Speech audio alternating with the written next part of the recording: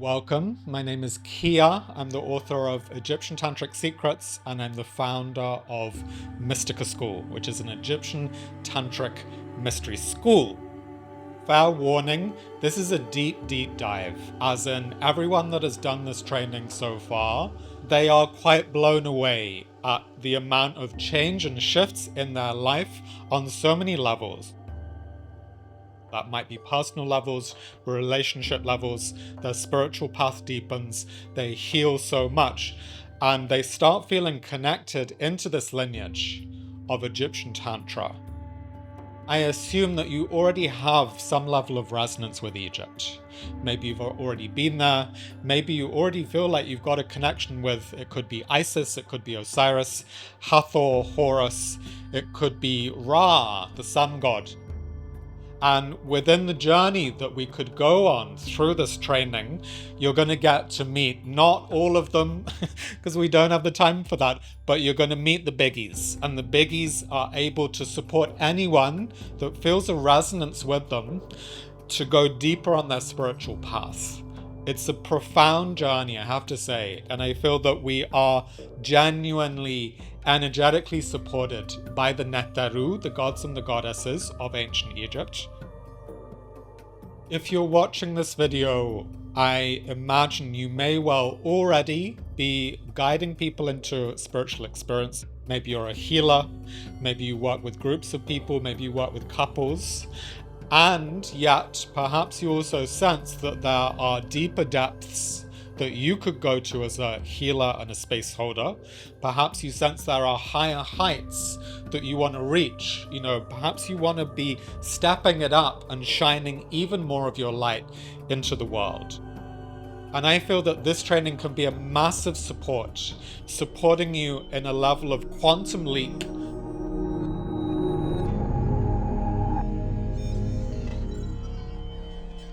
Because it's a tantric training, we're looking to include and say yes to our sexuality, our sexual energy, and find the ways to connect that even more deeply to our heart, but also to our soul. In ancient Egypt, they would talk about the ba. The ba is the soul, and it dwells above the head. They would have these ankh practices where they're connecting continuously the heart and the soul to the heart. Now, why would they do that? Because these are so key in general to a life that is deeply fulfilling on all levels. And obviously the tantric paths are looking to heal that split. Sex and spirit, in fact, were all part of one divine source. How do we reconnect all the parts, all the pieces? So this also is another part of our Egyptian Tantric journey. And in fact, within the myths themselves, when you look at the Isis and Osiris myth, there are tantric clues and teachings which are speaking about how do we divinize our sexual energy and our sexual center so that it is seen as divine, holy, precious, golden. So this too is a really key part of the journey that we will embark on.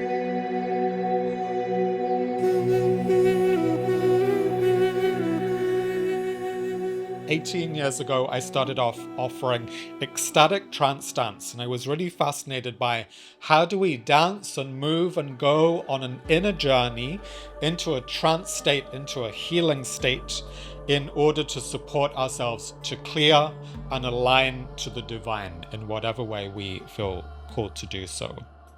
So whilst I was still teaching that, I started getting more and more fascinated by rebirthing breathwork, which is a super powerful healing modality.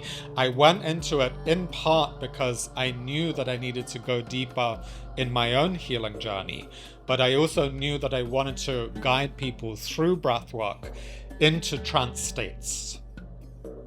Maybe this sounds a little strange, but for me, it felt super easy to guide a whole group of people into trance. It felt really edgy to guide one single individual into their deep and potentially very complex trauma. So for years, I was really working on improving and learning how do I navigate this being, this soul with a heart and with deep trauma. How do I guide them into a deep healing space and also guide them out in a way that is very safe and fully integratable for them. Now, about 14 years ago, I started realizing like I've done lots of healing, I've cleared lots of things around my heart, around my parents, and all these good things. And I started realizing, like, oh, hang on, what about the sex center? But also, what about relationships? And I really struggled 14 years ago to make an approach to any woman that I might feel attracted to. I used to go to an all boys school when I was a teenager. That does not set you up for an easy relationship with women. So I realized I needed to go into Tantra in order to help clear these blockages in relation to relational connection with other people. And along that journey, I was also working on clearing this sex as a sin wound, which I feel is such an endemic issue.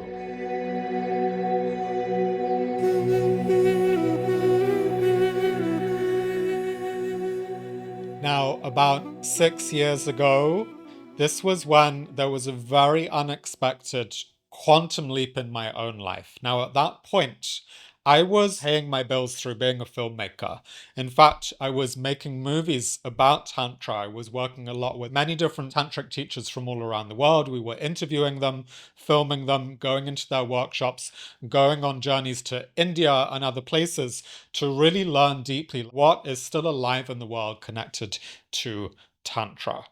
Now, 6 years ago, I went to interview a teacher called Ma Ananda Sarita, and she is a beautiful teacher. She's very amazing. She's wrote numerous books previously, and she does really powerful trainings around the world. I was setting up to do some filming in the garden with her and her partner.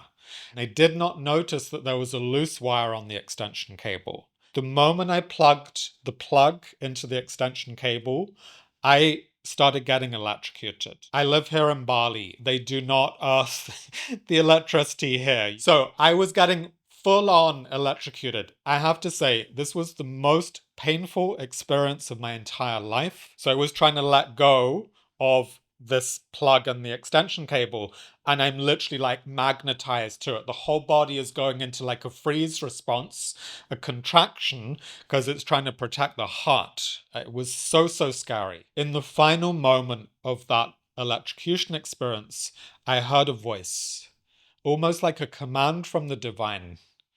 And the words it said were, "You have to get out of this right now." I knew if I didn't find a way out of this myself, then I might die. I mustered every single possible ounce of strength that I could call on. And in the final moment, I managed to pull the plug back out and disconnect it. And that then cut the connection, and I was out of the electrocution. I went to the hospital some hours later. They asked me, like, oh, how long were you getting electrocuted for? Now, my answer was 10 seconds. And Sarita's partner, Miguel, said to me, that wasn't 10 seconds. Like, that was like 2 or 3 minutes. And we were running around trying to find the kill switch for the power. And it was only in that moment that I realized, like, oh shit, I really could have died. So I had 24 hours in hospital. They sent me home, and I was still recovering. And what I noticed in the days afterwards was something had opened on the level of the third eye or the crown. Around that time, my partner left. She called an end to the relationship. I was really heartbroken. I didn't want it to end, although some part of me realized it wasn't in the fullest alignment for either of us. And I moved out of our shared house. I went to the ocean, to Uluwatu.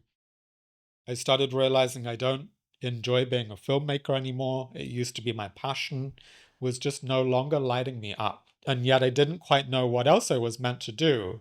So the irony of that time is that I was living in paradise and I was in hell. I felt so lost during that time, grieving the heartbreak of the end of my relationship. But beyond that, I felt existentially lost. And I felt like I was in this depression spiral, and I was just kind of going further and further and further down.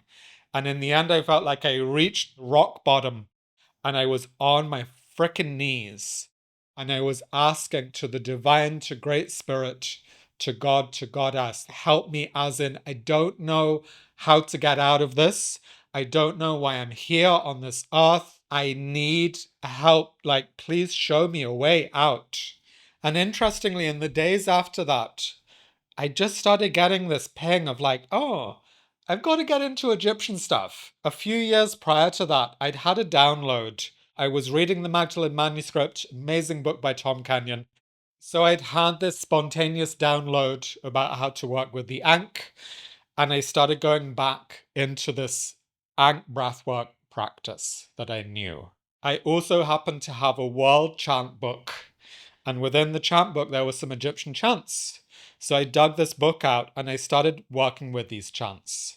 So every morning I do my Ankh breathwork practice, I do my Egyptian chants. And one particular day, and this was like the big life-changing moment day, I did a chant to Isis. There's something called the Prayer of Awakening or the Prayer to Isis. And I did this chant. I finished the chant. I had my eyes closed.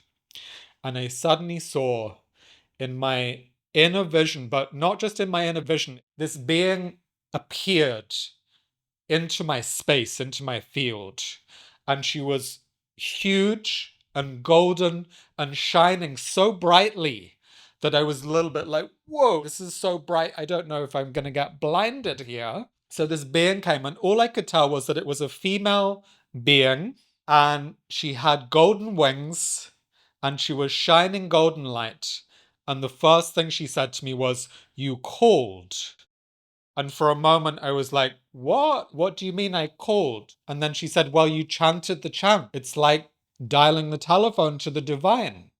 And for a moment, I was like, oh, I'm sorry. I didn't realize I was doing that. And she laughed and she said, well, some part of you knew what you were doing. And I've come because you've called me. And I want to support you. I want to help you. And by the way, you've had past lives in Egypt, and that's why you're feeling this calling. And by the way, you're a channel. That's why you can hear me right now. Now, up until that point, I had never identified as a channel. In fact, I was always a little bit skeptical of people that, claim to be channeling this or that. So it was kind of like digesting all of this information. And then she said, look, I can reinitiate you into this lineage if you want me to. And if you're going to say yes, then you need to make time for this in your life. So I took a little moment. I scanned and asked every single part of me, like, do I want to do this? And every single part of me was just such a massive yes. So that was the beginning. So I said yes. And that was day one of ISIS training.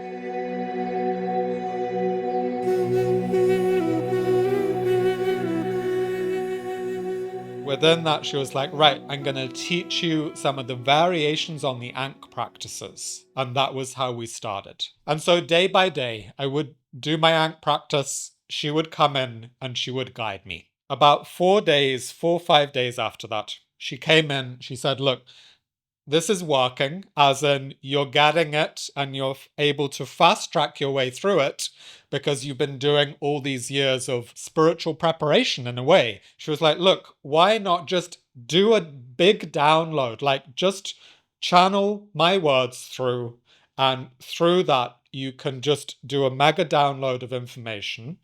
And this will be information that is for you, but also to be shared with other people in the world.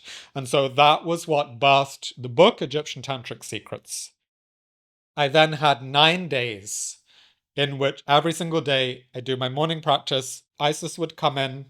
We might do a bit of learning a few new things. And then at a certain point, we'd just go into like, right, okay, download starts. Let me hit record on my phone, auto transcribe all the words, stay in the channel. And that was how the whole book birthed. By the end of 9 days, I downloaded 80,000 words. I didn't even know that was possible, Now, I have to say, the editing of the book took way longer than the initial download. And within that, there were points where more information came. So in the end, the book grew to a 100,000 word book. And the way I like to sum that book up these days is it's an Egyptian Tantric mystery school in a book. You could read that book and go through all the practices. There's about 33 practices inside of that book. And if you fully go into it, if you work with the practices over time, huge, huge things start shifting and moving in your life.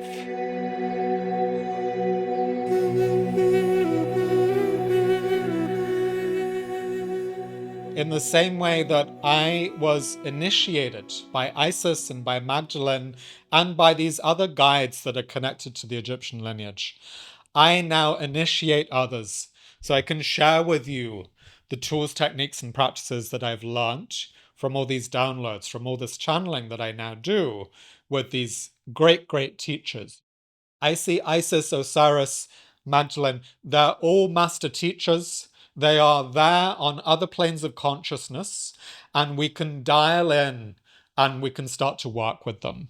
Now, obviously, not everyone can necessarily hear their guidance. Other people might be seers, they might see images. Other people are more felt sense, and so that's their way in. And I think the beautiful thing with this body of work is I can share with you the tools, techniques, and practices. And if you apply those tools, techniques, and practices, they will carry you deeper.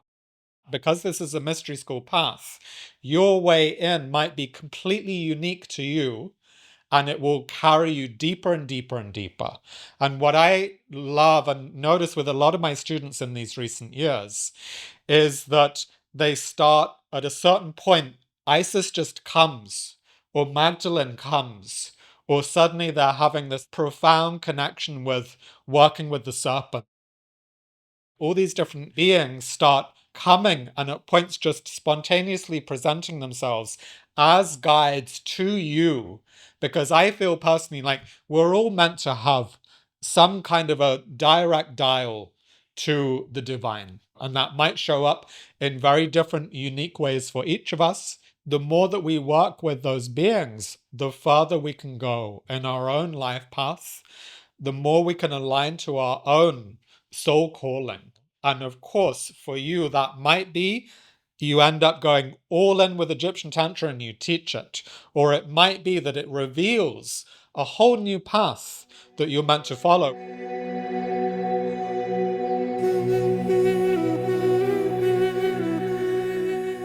So let's do a little zoom out for a moment and let's look at what is Egyptian Tantra. Now, obviously, the word Tantra is a Sanskrit word. It's from India. And at points, some people have come along and said, like, how can you put those two words together when it's actually two different lineages? However, if you embrace the idea of if Tantra as a word at its essence is saying the tantric path is one that says yes to all aspects of our life. So it says yes to sexuality, it says yes to love, it says yes to relationships, and it finds the way of connecting all of that in to our life path, to our sacred service, to our spiritual connection. All of that, sex, heart, spirit, all of it can be included into this path, which is a tantric path. So in a way, that's my way of seeing Tantra as a general concept. Now, in ancient Egypt, they did not use the word Tantra. They had their own word for it, and that word is tetatu or jedatu. Now, Jed, in fact, this is a Jed. So the Jed, when we speak of the Jed, we are speaking of the spine and the power and the energy that can rise through the spine. Now, if ever you've had a Kundalini awakening or activation, I'm sure you have felt how much power and energy can move through the spine. So the spine is super, super important in relation to our spiritual practice in general. So Jedetu would mean the two spines aligned to the divine, or it could also mean the two spines aligned to the earth, or both, to the earth and to the heavens. So their word, again, it's so deliciously poetic. And in fact, there are practices within the work that we explore where we are literally going back to back with a partner. It could be a beloved, it could be a practice partner. We're learning the advanced Ankh practices within which we're flipping this loop. So if you imagine this loop maps onto the body here, and yet this loop is also malleable. So you could flip the loop, zhoop, going that way. Then you've got a pathway that runs out the back of your heart, over the crown, through the soul point, known as the bar to the Egyptians, and it comes back to the heart. Now, when you're running that on your own, then that is super energizing and it's connecting your heart and your soul. If you're back to back, spine to spine, tete-tu, if you're spine to spine with your beloved or with a practice partner, and you run that energy at the same time, both of you sending it out the back of the heart, through this pathway, through your partner's heart, and then it's received back into you. When you both do that at the same time, if you imagine it, you create this counter-rotating field of energy. When you do that, you are super energizing the whole system. So it's very, very potent and powerful. In Egyptian Tantric cosmology, we see that at times as solar and lunar energy currents. And when we're running these polarized current and we send them in opposite directions to one another, it generates massive energy. If you think of Tesla, there's an interesting image where his first device for running energy was based off of the Ankh as a symbol, and you can see it very, very clearly when you see his design. And so that can be something that might create electricity, that might power a home, but we can also create our own inner electrical energy circuit. When we do so, we are able to plug in to earth energy. We're able to plug into heavenly energy or universal force energy, and we get supercharged. So when you're supercharged, when you're running your life on this kind of energy, oh my God, like you have so much energy to do so many things. I could not run a mystery school were it not for my daily practice that charges me up and keeps me in my soul alignment and my divine alignment.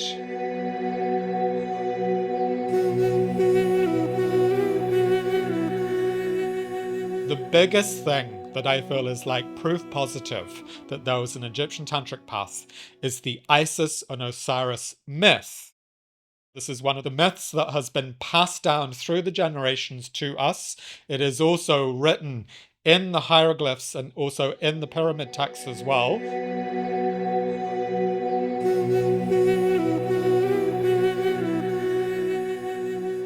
And so within the Isis-Osiris myth, you have Isis and Osiris. They are the king and the queen of ancient Egypt. And they are said to be great benevolent rulers. They are in service to the realm around them. And they are doing all that they can to support the Egyptian land and the Egyptian people to rise, to move to the next level of what is possible as a civilization. Set is the jealous brother. He wants to sit on the throne and be in that position of power. Set decides he's going to kill his own brother. He chops him up into 14 pieces, and he then gets these body parts and he gets them scattered over all of Egypt and then even further beyond Egypt.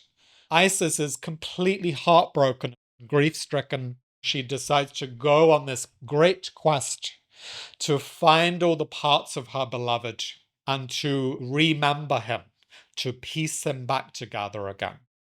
Now, she goes off, she finds 13 parts, and there's one missing part. What is the missing part? It is the sex center. So when you read the text, it is really weirdly specific about this phallus, the missing phallus. It's not missing. It's been eaten by fish with electrical properties. Now, when I read that in the text, I was like, what? That's a really weird cryptic message to put, like, very specifically in this text. So I was like, Isis, Can you please explain this one to me? Like, I do not understand this whatsoever. I appreciated her response because she said, well, why not meditate on the symbol? Like meditate on the meaning. So I took a little moment, I closed my eyes, and I meditated on this idea like, okay, so the physicality of sex is gone. And then what's in its place is something that has an electricality to it as its essential nature. And I had a sudden moment of like, boom, realization moment. This is a coded reference to Kundalini. Kundalini life force, when it moves through the body, it can feel electrical in its nature. And so right there in the text, there is this pointing to the fact that beyond the physicality, if the physicality of sex is gone, there is something else that has an electrical life force nature to it. In Egypt, we would talk about sechem or sekem. Sechem would be most likely how they would have pronounced it. And the sechem is an upward rising energy. It's the kundalini. It's the life force in the body. And when we learn how to raise and cultivate that energy and raise it up through the body, we go into profound states, ecstatic states, higher states. You can do that through your own spiritual practice. And of course, if you do that with a partner and you both learn the ways to open the energy body, the ka, Ka, not Car, Ka energy body, as the Egyptians would have called it.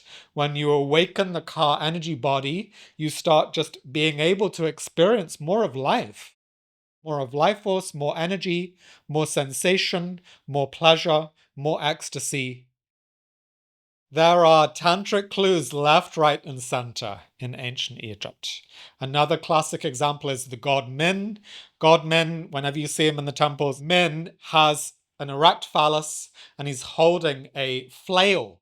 It's what you would have used on the horse to give it more power. And so within the image, again, we've got this connection between if you want to be powerful, you've got to find how to work with your sexual energy, with your sexual life force.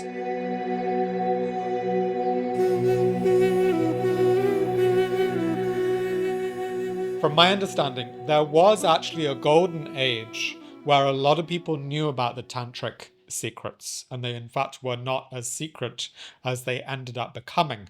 However, as things developed over thousands and thousands of years, the people that were in the places of power, and that included the priests and the priestesses because they were highly revered and actually quite socially wealthy, at a certain point they realized these tantric teachings are so powerful that everyday smaller person learnt the tantric teachings, tried to move into upper echelons of society. So they were concerned that it was going to almost like upset the pyramid scheme that they wanted, which was most powerful, most wealthy people at the top, and then all the little people, they want them at the bottom level of the pyramid. And the great thing about the time that we're living in now is that the secrets are available. The ancient secrets of the flower of life has highly advanced sexual anchoring practices inside of it. Profoundly advanced teachings are readily available through so many books and through so many teachers and teachings in the world today, thankfully.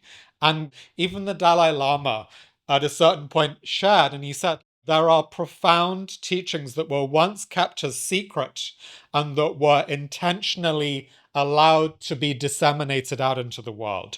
Why?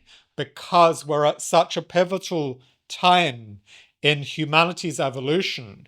So his view was this is a last effort, like a last prayer and a last hope, that they are used in service and for the betterment of mankind. So maybe it sounds a little bit grand, but if you want to help the evolution of humankind, if you want to save us from the robot apocalypse of AI that may come if we're not all consciously showing up and doing everything we can for the betterment of humankind en masse, I feel that we all get to choose. And if you want to choose to up level and evolve at this time, then it could be that the Egyptian Tantric path is one that could support you. You may come to this training because you know that you want to teach Egyptian Tantra to other people. You may also come because you know that there is something for your personal evolution that you're meant to go deeply into in and through this teacher training. And it might be that you continue to teach what you're teaching. Maybe it gets flavored with some of these tantric mysteries. This journey will alchemically transform you and all aspects of your life, and you could allow it to transform and evolve everything that you're sharing with the world.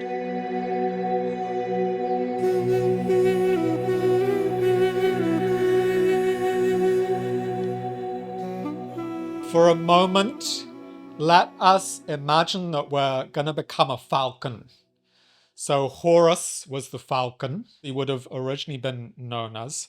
Heru was great at flying high in order to look at the big picture view. If you went on this journey over the 10 months, then let me give you a big picture view of what that might look like.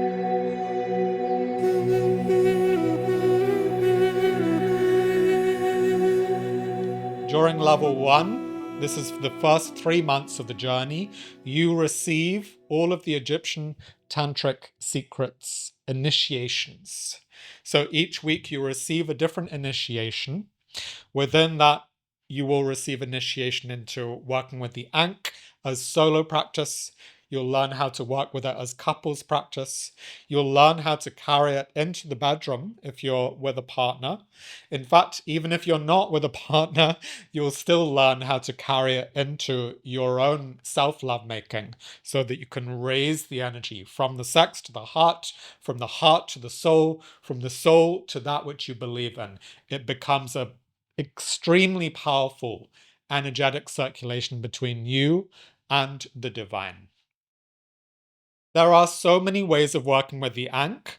So we'll also learn how to work with the Ankh as healing technology. We open the Ankhs in the palms of the hands so that we can pour this light through the hands. It's almost like the ancient Egyptian equivalent to Reiki.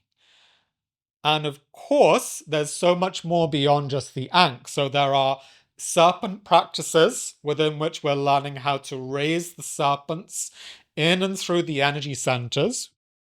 If you walk around Egyptian temples, there are serpents everywhere, and there's often serpents that are pointing out at the level of the third eye. Why would they do that? Because they're saying you need to, or it is advantageous to, raise the serpents, bring them to the level of the third eye, or the internal equivalent to that would be the pineal gland that's right in the center of the brain. When we do that, when we raise energetic consciousness through the energy system to that point, we go into expanded states of consciousness. It is the natural end result of working with these alchemy type practices. And so at times we're raising the two serpents, the lunar serpent and the solar serpent. And when we raise these two polarized energies up into the brain, we go into high states of union, inner alchemy states. And if you're with a partner, you start to learn how to run and create that inner alchemy state between the two of you, whilst at the same time you're both becoming one with the one. It's very powerful. It's profoundly potent. Along the way, we also learn how to work with energy pyramids, how to create the pyramid as an energy container that supports our spiritual practice, that protects our home, that has a fire in the middle of it within which we can purify anything. If you think of the word pyramid, pyre, mid, fire in the middle. Why would the pyramid have a fire in the middle? Because the pyramid is a container of energy. It broadcasts energy, but it also holds and contains energy inside of it. If you're releasing things that you don't want anymore, and if you don't have a fire there, then it's almost like you're releasing into a container that's going to hold it. And so that's why we need the fire in the middle of the pyramid in order to help support whatever might need to be released. As we move towards the later stages of the level 1, we also receive the Isis Osiris initiations around the remembrance, the remembering of Osiris, who is made whole by being given by Isis the golden phallus. And so within that, we actually have a way of working through a tantric massage practice that is quite literally engoldening, like offering a golden oil. It's made with gold leaf. It has frankincense, rose. It is one of the highest vibrational massage oils that I've ever heard of, I have to say. And we apply it either to our own body or to our beloved's body in order to support them to remember the golden divinity of every single part of their body. And so it's not just that we're focused on one part.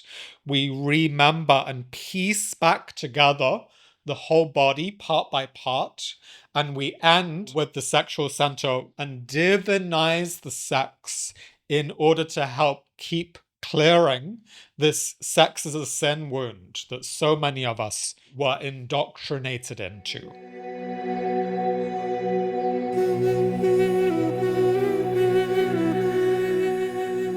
We meet once a week. It is about 3 hours each time that we meet. By the end of that 12-week sequence, it is so powerful how much has been alchemized and shifted and activated, and you have been initiated week by week by week by week by week to the point that you need then to have some integration time after the first 12 weeks.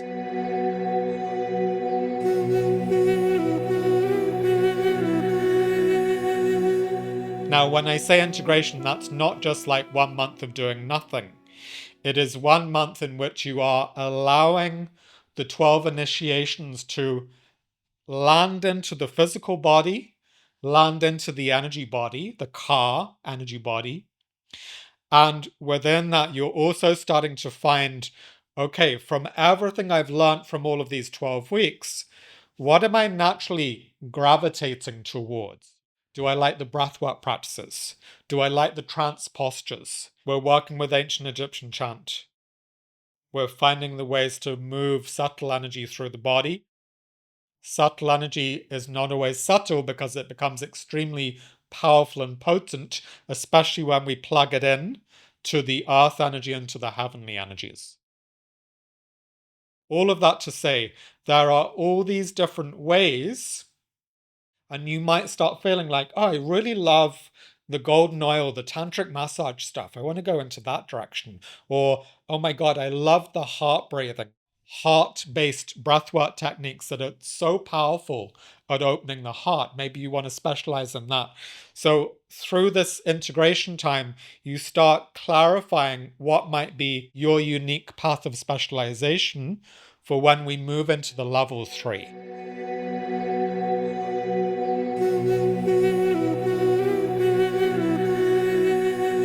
Level 3 is when we start learning how do you teach this body of work. And obviously, every single teacher is unique, and you need to keep listening for how you're going to teach it. Are you going to channel it through?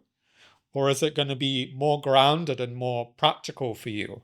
Are you going to teach it like a yoga class?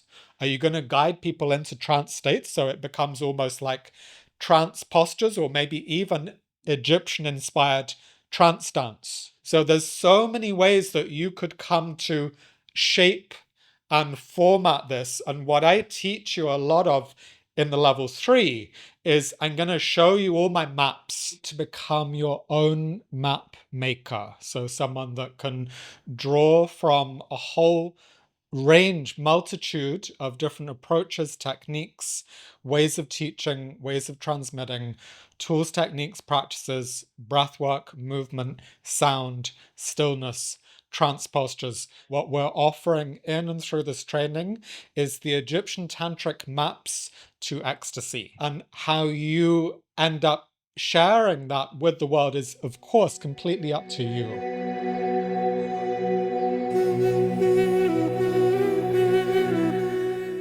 Throughout the journey of level 3, you get different chances through that journey to share with your peer group. And so the nice thing with that is you get a really safe container and space within which you can try things out. Yes, you will get feedback, but it's going to be loving feedback that will help you to deepen the transmission and share from an even more potent place of precision. Some of what we're doing within this journey is supporting you to hone and polish your unique diamond. Again and again and again, I'm inviting you to find your unique transmission. And in fact, that naturally leads on to the final month of the training.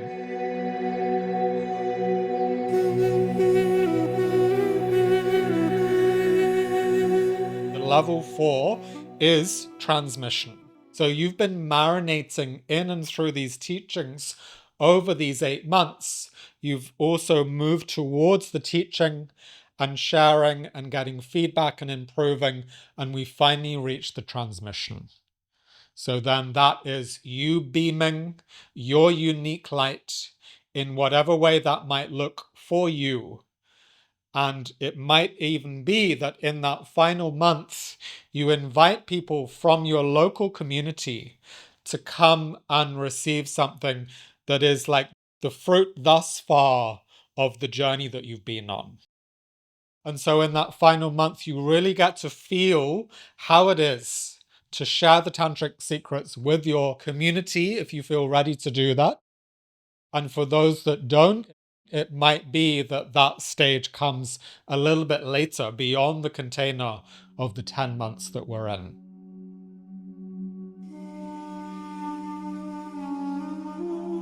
Imagine meeting future you. We're meeting the you that has gone through this profound journey of transformation, initiation. You now know how to work with the ankh, the serpents, the pyramids. You know how to offer trance postures. You know how to share these teachings. You know how to guide people on a deep, deep journey of initiation, of connecting to Osiris, Isis, of working with Horus or Hathor. You are guiding people on profound, life-changing journeys. And that could be over 9, 10, 12 sessions. You might be saving marriages. You might be supporting people to foundationally shift the work that they do in the world, how they're showing up for themselves, for their partners.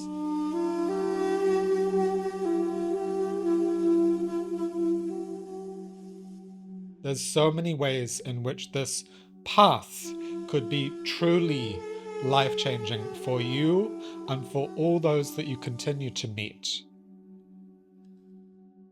It might be that you're offering new containers, new group offerings for your community. Or it could even be that you're calling people from around the world to join you on a deep journey of pilgrimage. Maybe that's going to Egypt. Maybe that's going to some other place in the world that's just been really calling to you.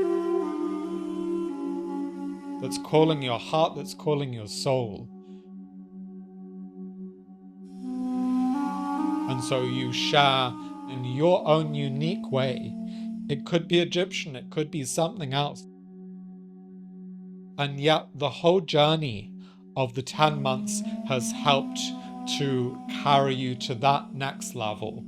The next level that you can see in your mind eye. See how it feels to feel future you, to feel the one that you could become if you went on this journey with us. Happier, more connected, more joyful, more deeply in love, more aligned to their soul mission.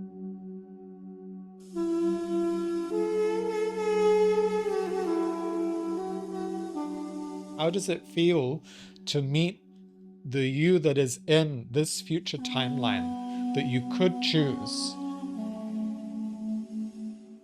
It is absolutely a choice available to you.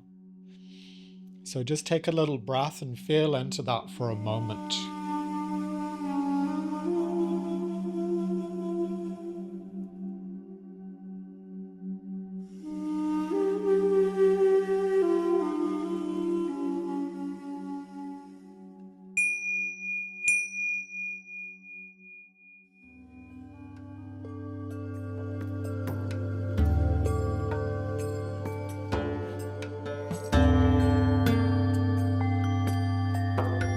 There's another really key piece in this training that I want to speak to you about, and this is connected to sacred marketing. I birthed this book, Egyptian Tantric Secrets, about 4 years ago. It went out, it was a bestseller, it was well received, and that was great and amazing. And a year and a half after that launch, I was still struggling. As in, I was struggling to keep the school going and to keep my finances afloat. And I really realized, like, wow, I need to work out marketing. Like, I need to understand how can I best share and promote this work into the world. And I started searching around, and I actually found some really incredible teachers. And honestly, part of my fear at that time was, am I going to lose my soul a little bit by getting sucked into regular marketing world? But you know what I found? I discovered a path that I like to call sacred marketing.